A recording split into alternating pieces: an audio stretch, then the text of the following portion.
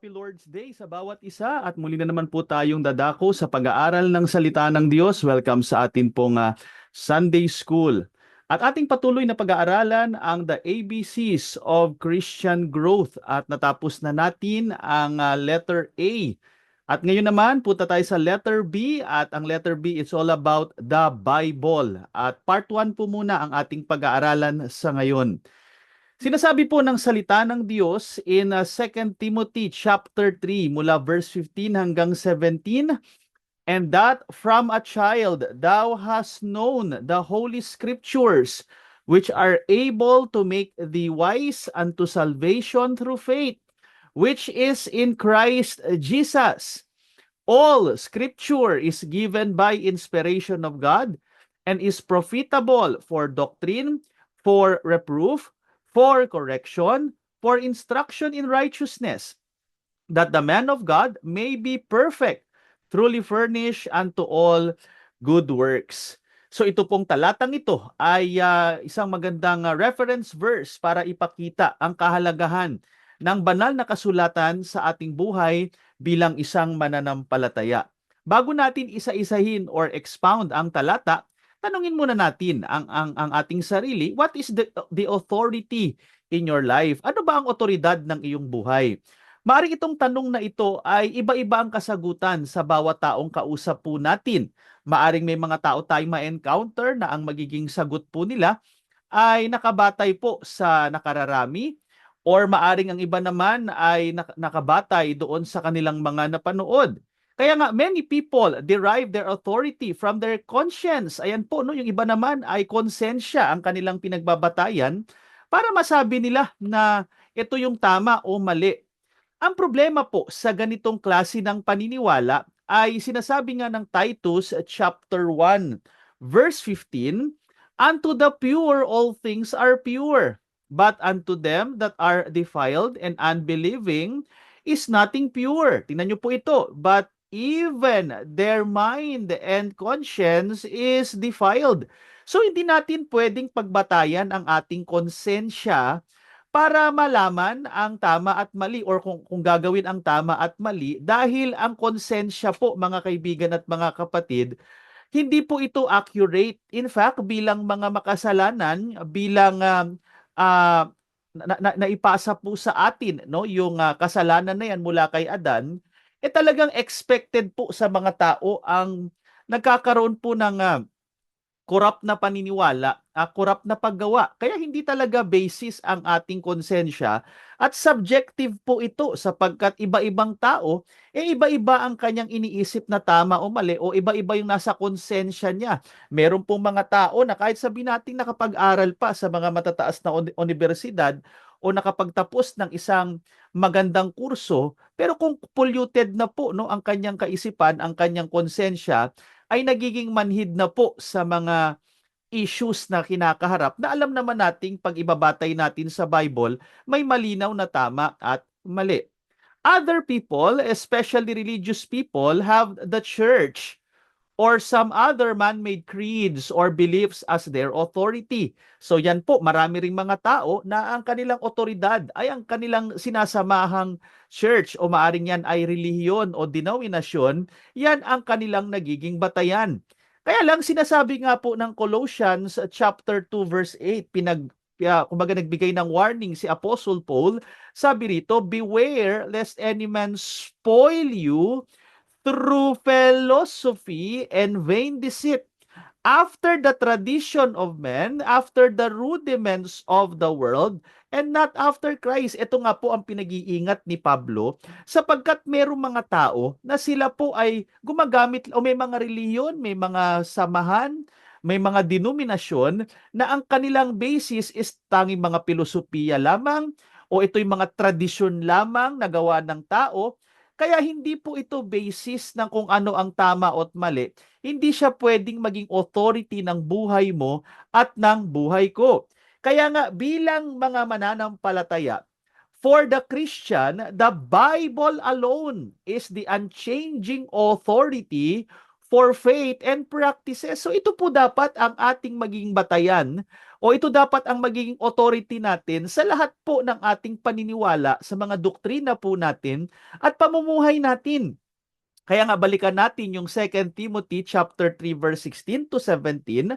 All scripture is given by inspiration of God and is profitable for doctrine, for reproof, for correction, for instruction in righteousness, that the man of God may be perfect. Pag sinabi nating perfect, pinaliwanag din ang susunod na statement, truly furnished unto all good works. In other words, lahat ng kinakailangan po natin bilang tao, balikan natin yung verse 16, di ba? Sinasabi diyan, for doctrine, para malaman natin what's right, pag sinabing doctrine, for reproof, what's not right, pag sinabing correction, how to be right, pag sinabing instruction in righteousness, how to stay right. So para malaman natin ang kompletong katotohanan patungkol sa mga bagay na nabanggit sa verse 16, ay kinakailangan natin ang scripture. Kaya nga, that the man of God may be perfect, it means complete, truly furnished, lahat ng mga kinakailangan natin para malaman natin ang katotohanan, kung ano mga kamalian, paano mamuhay sa katotohanan, paano manatiling mamuhay sa katotohanan. Nasa Bible po yan, mga kapatid. Kaya nga, yung mga ninuno natin sa pananampalataya, naniniwala sila sa doctrine of sola scriptura, at ito po yung primary verse na pinagbabatayan. Kasi para tayo ay maging complete in the sight of God, magawa natin ang kompletong kalooban ng Panginoon, ang kinakailangan lamang natin ay all scripture. Bible lang po ang kinakailangan natin. Hindi po tradisyon na gawa ng tao, hindi po yung mga kuro-kuro, hindi po yung sinasabi ng ng majority o kilalang mga tao, hindi yan ang authority. Tanging ang Bible lamang ang authority natin when it comes to our faith and practices. Magbago man ang panahon, magbago man ang kultura, magbago man ang teknolohiya, pero still absolute truth ang sinasabi ng Bible, yan ang ating pagbabatayan. Nga pala, what is the Bible? Ano muna ang Bible?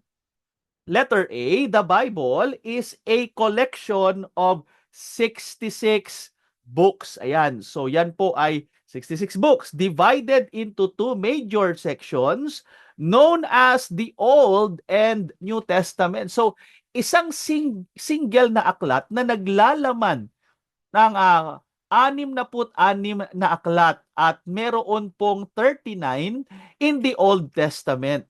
In fact, ang Old Testament, mga kapatid, ito po ay nahahati din sa iba't ibang section sa atin pong pag-aaral. No? Tingnan nga natin, balikan natin ito. Una po yung tinatawag na law.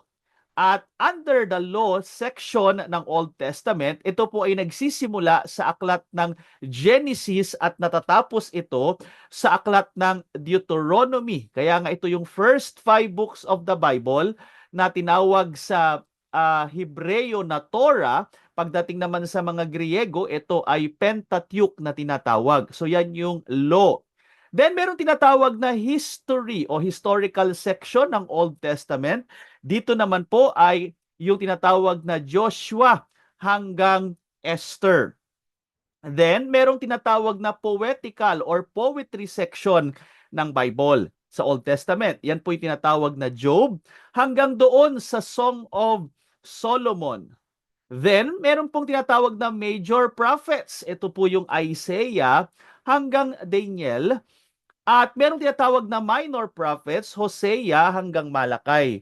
Again, ang pagiging major at saka minor, wala po itong kinalaman kung mas mahalaga ba o mas importante yung major kaysa sa minor. Hindi po. In fact, sa Hebrew Bible, hindi ganyan ang division. Pero since ang sinusunod po natin ay yung pinaka-arrangement pagdating sa Greek translation ng Bible, so dito po, pag sinabing major prophets, ito yung section ng Bible na mas madami-daming content kung i-compare mo doon sa mga minor prophets na tinatawag, which is from Hosea hanggang Malakay. So mas malaki-laki or mas konti naman yung content ng minor, mas malaki po yung content ng nasa major.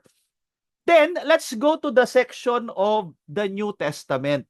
So sa New Testament po, meron din po itong pagkakahati. Merong tinatawag na Gospels or Gospel books. Yan po yung Matthew to Mark. Then meron pong history at yan po ay nag-iisa lamang na nakafocus sa historical record after ng gospel books is ito pong Acts, the book of Acts.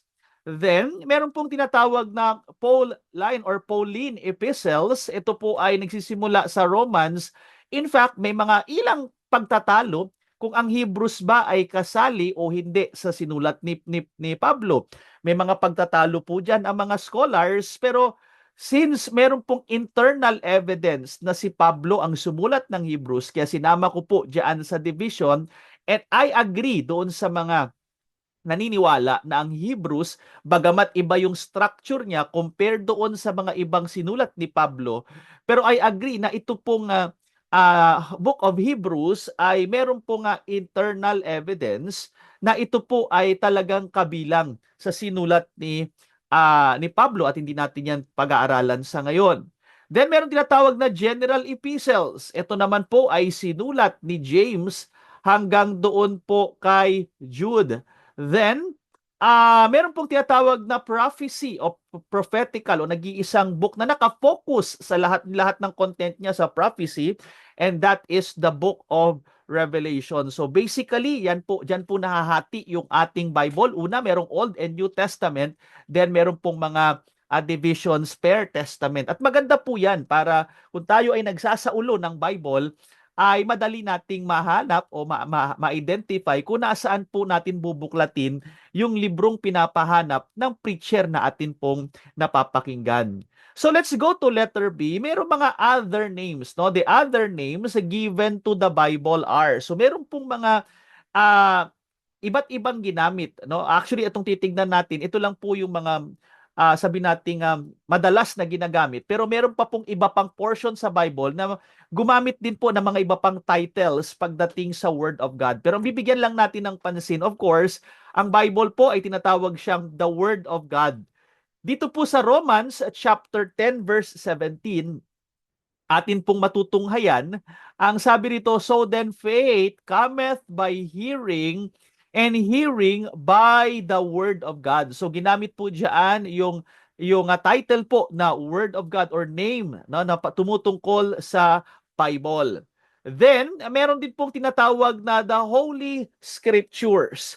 Kung titingnan naman po natin doon sa 2 Timothy chapter 3 verse 15, ay makikita natin ang ganito, no? And that from a child thou hast known the Holy Scriptures, which are able to make thee wise unto salvation through faith which is in Christ Jesus. So, ginamit po yung salitang Holy Scriptures. In fact, very interesting yung salitang kasulatan or scriptures diyan po sa talata. Dahil yan po ay Griegong salitang graphe na ang ibig sabihin ay handwritten copy. Kaya ang Bible po, no, kumbaga sa original ito ay handwritten, sinulat ng kamay, handwritten copy, at ito po ay tinawag na Holy Scriptures. Then, let's go to number 2. How did we receive the Bible? Paano natin natanggap ito pong Bible na ito? Yan, tingnan natin. The Bible is not just a book, it is the book, no? Definite article. Different from any other book that has or will be written. The Bible is a supernatural book because of the way God gave it to mankind. Kaya hindi ito pangkaraniwang aklat. Huwag nating ihihilera ang Bible sa mga science textbook, sa mga araling panglipunan textbook, at yung mga iba pang libro na alam natin, dahil ang mga libro po sa mundong ito, ang author ay tao. Pero makikita natin sa pag-aaral natin na ang Bible po ay supernatural ang pagkakagawa po nito. So tingnan natin ang ilan sa mga talata. Dito po sa 2 Peter chapter 3 verse 2. Sinasabi po ng Bible that ye may be mindful of the words which were spoken before by the holy prophets and of the commandment of us, sabi ni Peter, the apostle of the Lord and Savior. So dito makikita natin na ang Diyos ay ginamit niya ang mga holy prophets, yung kanyang mga apostles, para sabihin sa mga tao ang kanyang mga salita. So ginamit niya pong instrumento basically ang mga propeta at ang mga apostol. Kaya nga, isa pang talata sa Hebrews chapter 1 verse 1, sabi rin po dito, God, who at sundry times and in diverse manners spake in time past unto the fathers by the prophets. So dito po sa Old Testament, ang ating mga ninuno, no, o yung mga Hudyo, kasi ito ay sinulat po sa mga Hudyo. Ang mga Hudyo po, no, ang mga ninuno nila Pedro na mga Hudyo ay kinausap ng Diyos sa iba't ibang kaparaanan, sa iba't ibang panahon, no? Kaya nga ginamit niya ang mga propeta, no? Merong mga propeta na kinausap ng Diyos sa pamamagitan ng audible voice niya, no? May naririnig silang mga boses, o may naririnig silang boses mula sa Diyos. May mga pagkakataon naman na ang Diyos ay nagpadala ng anghel niya para sabihin sa kanyang mga propeta kung ano ang kanyang mensahe. May mga pagkakataon naman na ang kanyang mga propeta ay sa pamamagitan naman ng panaginip, kinausap sila ng Panginoon. Yung iba naman ay vision. Doon naman sila kinausap ng ating Panginoon. Pero yun nga, nangusap sa iba't ibang panahon, sa iba't ibang kaparaanan, ang mga propeta na ito, o kinausap ng Diyos ang mga propeta na to sa iba't ibang kaparaanan para ibigay ang kanyang mga salita sa kanila. Dito naman po, titingnan naman natin sa Jude verse 17, patungkol naman ito uh, sa bagong tipan. But beloved, remember ye the words which were spoken before of the apostles of our Lord Jesus Christ. So si Jude, ina-assume niya na ang kanyang mga kausap ay alam na nila yung mga sinulat o yung salita ng Diyos na ibinigay ng mga apostol. So sa New Testament, malinaw na ang mga apostol ang ginamit ng Diyos para isulat naman ang kanyang mga salita. Kaya nga, letter A, God used human writers to pen His words.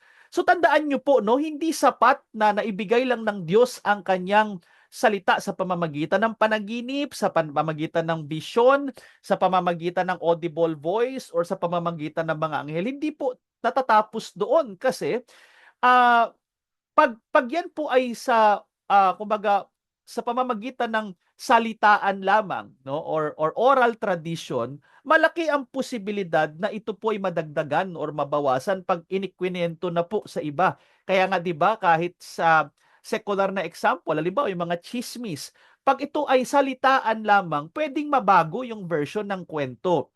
Kaya mas maganda talaga na ang salita ng Diyos ay hindi lang siya hanggang kumbaga hindi lang to hanggang sa pag-relay ng mga propeta sa kanilang mga boses, kundi kinakailangang maisulat ang salita ng Diyos para mas maikalat pa ito sa mga tao. Kaya nga matutunghayan natin sa 2 Peter chapter 1 verse 21. Tingnan po natin ang nakasulat. For the prophecy came not in the old time by the will of man. Malinaw po sa talata, mga kaibigan at mga kapatid, na ang mga propesiya, no, tandaan nyo, pag binalikan nyo po yung verse 20, nakalagay po dyan, yung ginamit po yung prophecy of the scripture. So, handwritten copy, yung mga propesiya, kasi ang Bible po, napakalaking bahagi ng Bible is about prophecy. At makikita natin dito, hindi ito kalooban ng tao. In other words, hindi po tao ang may akda, hindi po tao ang kumbaga ang may authority nung ito po ay naisulat. Sabi nga, not in the old time by the will of man, hindi ito kalooban ng tao, but tingnan niyo po ito, but holy men of God spake as they were moved by the Holy Ghost. Pag sinabing moved, carried away. Merong supernatural control na ginawa ang Holy Spirit doon sa mga holy men of God while writing the scriptures. Kaya po, ang mga writers ng Bible ay hindi sila nagkamali nung sinulat nila ang scriptures, particularly in the original, dahil merong gumagabay, merong kumokontrol sa kanila, and that is the Holy Spirit. Kaya nga kung magiging technical tayo when it comes to the Trinity, ang pinaka-author ng Holy Scriptures is the Holy Spirit. At pansinin niyo pa po yung ginamit na salita, Holy Men of God. Ibig sabihin, ang ginamit ng Diyos to write the scriptures, by the way, yan po ay approximately 40 human writers. So, sa mahigit kumulang na 40 katao, lahat po sila ay holy men of God. Ibig sabihin, mga mananampalataya itong mga taong ito, mga ligtas, mga pinaging banal ng ating Panginoon. Ito pong mga ano na ito, no, itong mga human writers na ginamit niya para isulat ang banal o ipahayag or isulat ang banal na kasulatan. Wala pong ginamit ang Diyos na unbeliever na isulat ang kanyang mga salita dahil ang kanyang salita ay banal, therefore ang gagamitin niya rin ay yung mga taong pinaging banal niya sa biyaya at awa po ng ating Panginoon. So tingnan lang po natin, ito po wala ito sa handouts, no, sinama ko na lang po ito para magkaroon lang tayo ng konting idea kung sino ang mga ginamit ng Diyos na mga writers ng Bible. Tingnan natin. So dito tingnan natin na yung Genesis, Exodus, Leviticus, Numbers, Deuteronomy. Meron din po mga ilang naniniwala na maaring si Moses din ang sumulat ng Job. Pero ito po ay debatable. Pero sa conservative scholars, ang Genesis, Exodus, Leviticus, Numbers, and Deuteronomy, ito po ay pinaniniwalaan na si Moses ang ginamit ng Diyos para ito ay maisulat. At makikita naman po natin yung date diyan sa right side. Sa iba-ibang mga komentaryo, maaaring nagkakaroon ng konting pagkakaiba sa date pero hindi po mahalaga yan. Ang mahalaga ay kilala natin or alam natin kung sino ang divine author ng Bible. Dahil itong mga taong ito ay ginamit lamang po niyang instrumento. Ang Book of Joshua naman, pinapaniwalaan na maaring si Joshua mismo ang sumulat. Ito naman pong Judges, itong Ruth, 1st and 2nd Samuel, maaring ito po ay merong tatlo, no, na ginamit na human writer, kasama syempre diyan ang propetang Samuel, yung propetang si Nathan, at yung propetang si Gad. Tingnan natin yung susunod. Next, First Kings, Second Kings, yung book ng Jeremiah at Lamentations, pinapaniwalaan na ang sumulat po nito ay walang iba kung hindi si propetang Jeremiah. First Chronicles, Second Chronicles, Ezra at saka Nehemiah, pinapaniwalaan na maaring si Ezra mismo ang sumulat ng lahat po na yan. Ang Book of Esther naman ay pinaniniwalaang si Mordecai ang sumulat po nito. At sa Book of Psalms, marami po mga iba-ibang sumulat ng Psalms kasi ito'y compilation. Pero karamihan po sa Book of Psalms ay sinulat ni David. Next, makikita naman natin itong Proverbs, Ecclesiastes, Song of Solomon ay pinaniniwala ang sinulat ni Solomon na pinakamatalinong hari. And ito pong mga susunod, no, yung Isaiah, Ezekiel, Daniel, Hosea, Joel, Amos, Obadiah, kung ano yung pangalan ng aklat, yun din po yung mga ginamit na human author. Kagaya rin ng Jonah, Micah, Nahum, Habakuk, Zephaniah, Haggai, Zechariah, Malakay. So yan po, kung ano yung pangalan ng book, yan din po yung pinaniniwalaan at nakalagay mismo sa Bible na mga human writers o mga propeta sa Old Testament na ginamit ng Panginoon. Let's look at the New Testament. Sa Book of Matthew, ito po ay pinaniniwala ang sinulat ni Matthew na tinatawag ding Levi. Sa Mark naman ay sinulat po ito ni John Mark, isa rin sa mga kilalang character na nakasulat din mismo sa New Testament. Yung Luke at saka ang Acts, no, ito naman ay sinulat ni Luke. Yung John, yung Revelation, yung 1st and 2nd and 3rd John ay sinulat naman po ito ni Apostle John. Then, yung Romans, 1st and 2nd Corinthians, Galatians, Ephesians, Philippians, Colossians, 1st and 2nd Thessalonians, 1st and 2nd Timothy, Titus, Philemon, and Hebrews, pinaniniwalaang ito ay sinulat ni Apostle Paul at gaya nga ng nabanggit ko kanina, sinama natin ang Book of Hebrews bagamat may konting pagtatalo pero again, hindi mahalaga kung sino ang taong ginamit. Ang mahalaga kung sino ang divine author at yan po ang ating Panginoon. Then, sa James naman ay sinulat ni James na pinapaniwala ang half-brother ni Jesus. First and Second Peter ay sinulat ni Apostle Peter. Yung Jude naman, of course, pinaniniwala ang sinulat ito ni Jude na kapatid ni James na pinapaniwala ang half-brother ng ating Panginoon. So yan po yung mga human writers na ginamit ni God sa atin pong o sa pagsulat po, paano na isulat ang mga original scriptures. Then, letter B, God authored the Bible. Ito yung paulit-ulit kong sinasabi na kahit hindi natin ma-identify kung sino yung sumulat ng book, ang mahalaga kilala natin ang divine author ng banal na kasulatan. Kaya nga sabi ulit ng 2 Timothy chapter 3 verse 16, all scripture. Napakalinaw po, all, hindi sinabing some of the scriptures. Kundi sabi yan, all scripture is given by inspiration of God. Alam nyo, may mga iba't ibang teorya na paniniwala regarding sa inspiration at ito po ay mga liberal at hindi biblical.